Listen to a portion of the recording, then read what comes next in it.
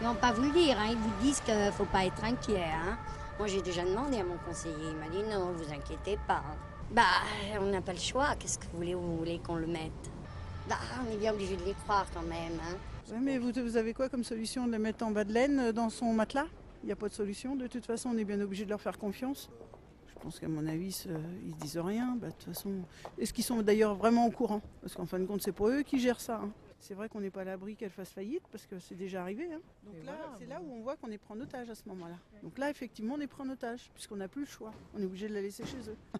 Les plus gros épargnants, il y aurait le droit, mais pas nous. Alors donc, bon, de toute façon, c'est bien connu. Hein. Enfin, mais c'est vrai, mais qu'est-ce que vous voulez faire? Voilà. Sinon, à part le mettre dans un bas de laine qui ne vous rapporte pas, qui, compte tenu de l'augmentation des cambriolages, pourrait aussi vous être cambriolé, parce que ça, on oublie de le dire.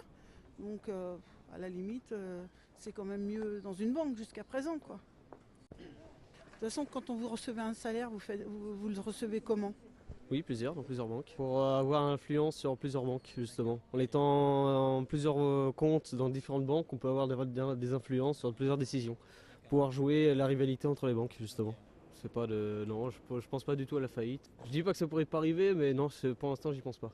Compte épargne, livret A, on va dire qu'on n'a pas le choix de toute façon. Faut faire avec. Hein. On va pas mettre ça sous le matelas. Donc, ouais.